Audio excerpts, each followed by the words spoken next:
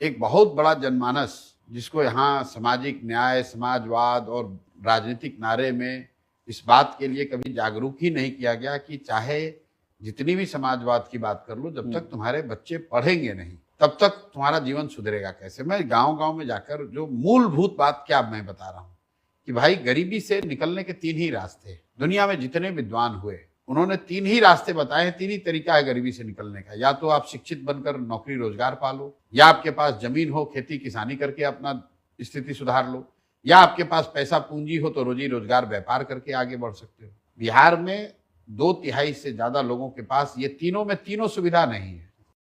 संख्या में जो आपको भयावह गरीबी दिखती है उसकी एक मूल वजह यह है कि बिहार में एक बड़ी आबादी के पास ये तीनों में तीनों सुविधा नहीं है। उनके बच्चों के पास पढ़ाई की सुविधा नहीं है। बिहार में देश में सबसे ज्यादा भूमिहीन लोग रहते हैं।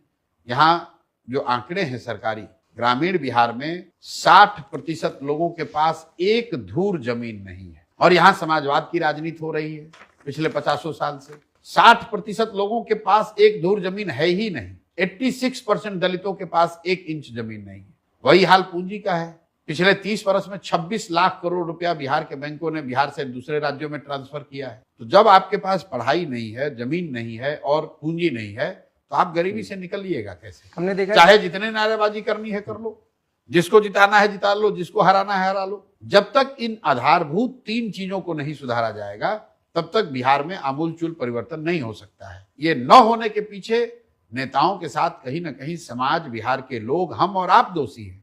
क्योंकि हमने न कभी पढ़ाई पर वोट दिया, न हम लोगों ने भूमि सुधार के लिए वोट दिया, न हम लोग रोजी रोजगार, पैसे, पूंजी के लिए वोट देते हैं। हम लोग वोट दे रहे हैं 5 किलो अनाज के लिए, हम लोग वोट दे रहे हैं मंदिर मस्जिद के लिए, हम लोग वोट दे रहे हैं गुजरात की विकास की कहानी सुनकर, हम लोग वोट दे रहे हैं यहाँ पर बिजली और सड़क के नाम पर।